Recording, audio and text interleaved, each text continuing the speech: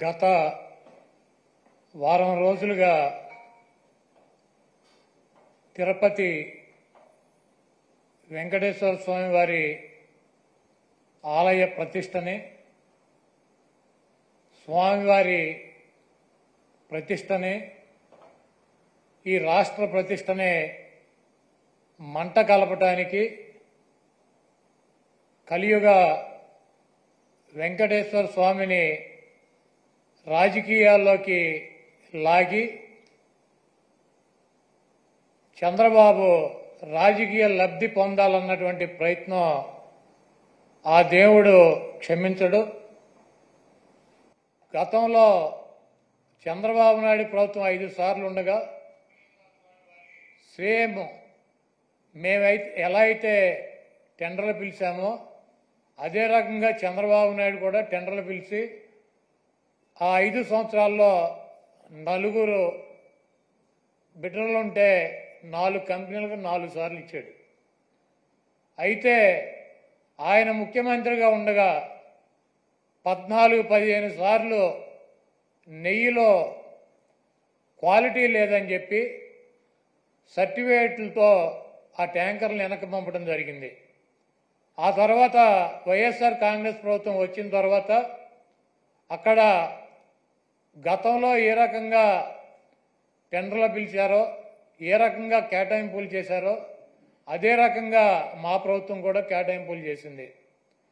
18 సార్లు జగన్మోహన్ రెడ్డి గారు ముఖ్యమంత్రిగా ఉండగా ఈ నెయ్యిలో క్వాలిటీ లేదని చెప్పి దాన్ని వెనక్కి పంపడం జరిగింది. ప్రతి వెహికల్ని తిరుమల తిరుపతి దేవస్థానానికి వచ్చేటువంటి ప్రతి దాన్ని కూడా ఇన్స్పెక్షన్ చేసి దాంట్లో లోపాలు ఉంటే దాన్ని వెనక్కి పంపించి అది వాళ్ళకి కావలసినట్టు ఉంటేనే అక్కడ దించుకునేటువంటి పరిస్థితి ఉంటుంది. ఇది గత ప్రభుత్వాలు గత 100 సంవత్సరాల నుంచి వచ్చేటువంటి ఆనవాయితీ.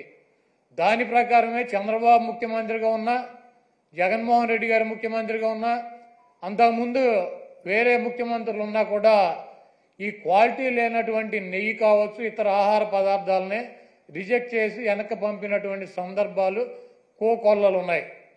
అదే విధానంగా చంద్రబాబు నాయుడు ముఖ్యమంత్రి అయిన తర్వాత 4వ తారీఖు జగన్మోహన్ రెడ్డి గారు జూన్ 4న ఆయన రాజీనామా చేశాడు ఈ రాష్ట్రానికి ముఖ్యమంత్రిగా. జూలై 17వ తారీఖు వరకు అనేక ఆహార తినుబండారాలు, ఆహారాన్ని సరఫరా చేసేటువంటి టెండర్లో తీసుకున్నటువంటి కాంట్రాక్టర్లో నెయ్యి సప్లై చేశారు, ఆహార పదార్థాలు సప్లై చేశారు. వాటిల్లో చంద్రబాబు ముఖ్యమంత్రిగా ఉండగా 17వ తారీఖున వచ్చినటువంటి ఒక ట్యాంకర్లో వాళ్ళకి కావాల్సినటువంటి మెజర్మెంట్స్లో లేదు నెయ్యి, కాబట్టి మేము దీన్ని రిజెక్ట్ చేస్తున్నాం అని చెప్పి దాన్ని వెనక పంపడం జరిగింది. ఆ నెయ్యిని వాడల గతంలో కూడా రిజెక్ట్ చేసి 18 సార్లు పంపించే ఎటువంటి నెయ్యిలు వస్తాయి. ఎప్పుడూ కూడా క్వాలిటీ లేనటువంటి నెయ్యి కానీ నూనె కానీ ఎటువంటి ఆహార పదార్థాలు తిరుమల తిరుపతి దేవస్థానంలో వాడినటువంటి పరిస్థితి లేదు. 17వ తారీఖున జూలై 17వ తారీఖున ఏం ఫస్ట్ టైం కాదు రిజెక్ట్ అవటం, కొన్ని 100 సార్లు రిజెక్ట్ అయినాయి అదే తిరుమల తిరుపతి దేవస్థానంలో. దానిని చంద్రబాబు నాయుడు రాజకీయ లబ్ధి కోసం జంతువుల కొవ్వు కలిసింది, ఆ కొవ్వుతో లడ్డూలు తయారు చేశారు, వాటిని ప్రసాదాలుగా భక్తులకు ఇచ్చారు. ఈ దేశంలో ఉన్నటువంటి వెంకటేశ్వర స్వామి భక్తులు తిరుపతి వెళ్ళినాళ్ళు లేకపోతే ఎవరైనా నాబోటాళ్ళు వెళ్ళి లడ్డు తీసుకొచ్చి 10 మందికి పంచి పెడతారు. వీళ్ళంతా కూడా అపవిత్రమైనటువంటి ప్రసాదాన్ని తీసుకున్నారు. కాబట్టి జగన్మోహన్ రెడ్డిని శిక్షించాలి అని చెప్పి చంద్రబాబు నాయుడు రాజకీయ ప్రయోజనాలు ఆశించి సొంత మామనే రాజకీయాల కోసం, పదవి కోసం, పార్టీ కోసం దిగజార్చి ఆయన మీద ఏ రకమైతే నిందలేసి ఆ పార్టీని తీసుకున్నాడో రాజకీయ లబ్ధి కోసం, అదేవిధంగా జగన్మోహన్ రెడ్డి గారు ఇబ్బంది పెట్టాలి రాజకీయంగా అని చెప్పి ప్రత్యక్షంగా కలియుగ దైవమైనటువంటి వెంకటేశ్వర స్వామినే ఆయన ప్రసాదాన్నే రాజకీయాల్లోకి లాక్కొచ్చేసినటువంటి దుర్మార్గమైనటువంటి వ్యక్తి చంద్రబాబు నాయుడు. ఈరోజు ఇటువంటి దుర్మార్గం చేసి ఆలయ ప్రతిష్టని, వెంకటేశ్వర స్వామి విశిష్టతని దెబ్బతీసినటువంటి ఈ చంద్రబాబు నాయుడు గారికి బుద్ధి రావాలని చెప్పి దీనిలో ఎటువంటి తప్పు జరగలేదన్నది ప్రజలకి తెలవాలని చెప్పి 1కి 10 సార్లు చెబుతున్నాం. ఎందుకంటే ఆ ప్రసాదం సేవించినటువంటి ఏ భక్తుడు కూడా కల్తీ ప్రసాదాన్ని తీసుకోవాలా, అక్కడ రిజెక్ట్ అవుతుంది. మొన్న వచ్చినటువంటి వెహికల్ కూడా ఆయన ముఖ్యమంత్రిగా ఉండగా వచ్చినటువంటి వెహికల్ కూడా రిజెక్ట్ అయ్యి వెనక్కి వెళ్ళింది, అది వాడల. అటువంటి పొరపాటు తిరుమల తిరుపతి దేవస్థానంలో జరగడానికి అవకాశం ఉంటుందో అక్కడ ఉన్నటువంటి బోర్డు కానీ, అక్కడ ఉన్నటువంటి ల్యాబులు కానీ, అక్కడ ఉన్నటువంటి ఉద్యోగులు కానీ ప్రతి వస్తువుని టెస్ట్ చేసే లోపలికి అనుమతి ఇచ్చేటువంటి పరిస్థితి ఉంటుంది. రిజెక్ట్ అయిన సందర్భాలు కోకొల్లలో ఎవరూ కూడా మేమేదో అపచారం చేశామనో లేకపోతే జంతువులు కొవ్వు కలిసినటువంటి ఆహారం తిన్నామనో ఎవరూ కూడా బాధపడాల్సినటువంటి అవసరం లేదు. ఇది గతంలోనూ జరిగింది, ఇది ప్రాసెస్ జరుగుతూనే ఉంటుంది. ఎక్కడా కూడా ఏ ల్యాబ్ కూడా డైరెక్ట్గా దీంట్లో పశువులకు సంబంధించినటువంటి కొవ్వు కలిసిందని చెప్పి ఇవ్వాల. ఇలా జరిగి ఉండొచ్చు, అలా జరిగి ఉండొచ్చు.